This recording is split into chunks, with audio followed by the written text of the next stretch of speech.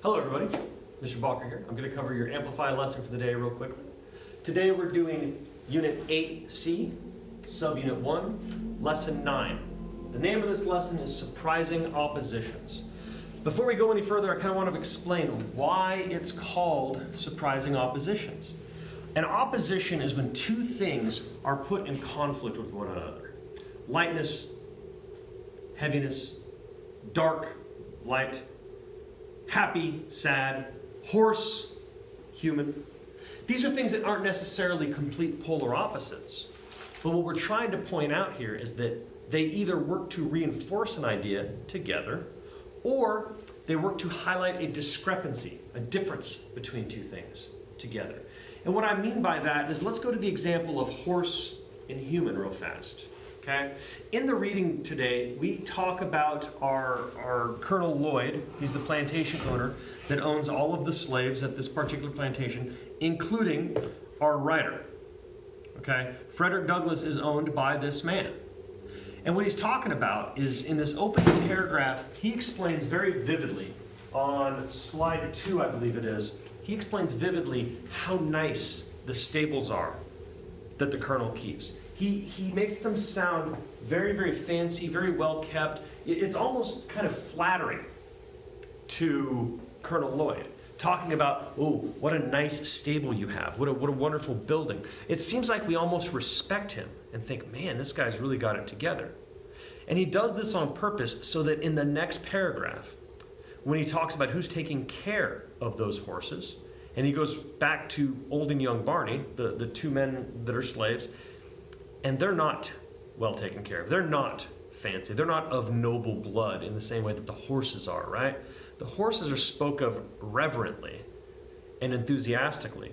The two men are treated terribly. If the horse doesn't go fast enough, the men are beaten. If the horse goes too fast, the men are beaten. If the horse has been fed too much grass and not enough not enough grain, the men are beaten. Too much grain and not enough hay, beaten. No matter what happens, these two guys are basically in a quandary where they're going to get yelled at and they're going to get whipped, period. And then when you talk about the way that they're beaten, how viciously it is. See, he does all of this on purpose, and he sets them up in opposition to the way the horses are treated. I can promise you the horses aren't beaten mercilessly until they're bleeding. Heavens no. That would look bad. But somehow it's okay to do that with slaves. Is it? Certainly not, right? We would never make that argument. But Frederick Douglass, in his writing here, again, remembering that the purpose of this was to move along the movement of abolition, to get rid of slavery in America, he wanted people to read a nice little chapter about, oh, this is how great the stables are and how nice the horses are treated, followed instantly by how badly the humans are treated, how badly they're beaten. So the writing assignment that's on this, and this is the main thing that's going to be graded on this, is the writing assignment. Specifically, it wants you to pick from one of 3 different sections, okay? Your 3 options that you've got to pick from to write about. Number 1 is the slave songs. Now, if you didn't remember the slave songs, let me give you a quick recap of it. You're going to want to go find the lyrics and research it. It's specifically in chapter 2. But the slave songs is when he was talking about how when they were out in the woods and they were working, and people could hear through the woods singing, and they would think, oh, look, these are happy people. They're out doing their work, they're singing. Life's not that bad for a slave. And a lot of Northerners and people that weren't involved with slavery believed this. They believed, well, it can't be that bad or they wouldn't be singing. But then Frederick Douglass breaks down the actual words that they're singing and what it's about. And these are terrible lamentations. It's sad. It's depressing. It's not something that he's certainly proud to be a part of, or he thinks that anybody else should bear witness to. The lyrics are unbelievably negative.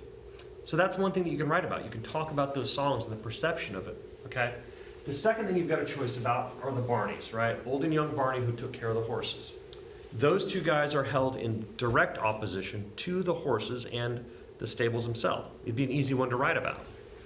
Your third option is Mr. Gore and Denby in chapter 4. And if you didn't read that one, it's worth reading because it's a really dark scene, right? This is what happens in that is, I mean, it's one of those things you're like, there's no way people would actually do that. But again, we have to believe that it happened. I mean, Frederick Douglass was there, and we've heard of these things happening, not just once. So let's talk about Mr. Gore and Denby. Denby was a slave working again for Colonel Lloyd, and the overseer at this particular area, the master, was Mr. Gore. And Mr. Gore had found some kind of fault with Denby. I don't recall what it was. But he's upset at him enough and wants to make a point at him that he starts whipping him. And Denby takes it for a second, and then it starts to hurt and bleed, and he takes a few steps away, and Mr. Gore says, "Oh, no, you don't. I'm not finished with you." And he says, "I'm going to whip you more." And so he hits him a couple more times. And at this point, Denby kind of runs off a bit. He doesn't run away to like Ohio. He runs away a couple 100 feet to get to the river, because the water in the river is cool and it will be refreshing on his wounds, right? It'll help cool them down so that it doesn't sting like all heck, because he's been beaten. So Mr. Gore follows Denby to the river, and he sees them in the river. He says, "Get out of the river." And he says, "No, I'm not getting out of the river. I'm not going to get beat anymore." And so Mr. Gore says, "If you don't get out of the river, I'm going to shoot you." Now, slaves are valuable. Okay, they have a tremendous amount of value. They don't come cheaply. But they are still slaves. And Mr. Gore here knows that he can make sure that people listen to him. And he takes out his gun and he shoots Denby in the head, and he dies. And he floats down the river, and Mr. Gore goes right back to work. Doesn't even interrupt his day. That's crazy, right? That's an absolutely crazy moment. We can believe that it happened because these things weren't uncommon. If that slave was believed to be recalcitrant and difficult and wouldn't listen, well, I bet you the other ones listen now. That's the thought process of the time. So that's a really good moment of opposition to use. If that's one you want to write about, I'd recommend going back to the chapter and getting yourself real familiar with it. Use some good details from it. But one of those three, write 150 words. I look forward to reading it. That's it. Thank you guys so much. I will see you for the next lesson.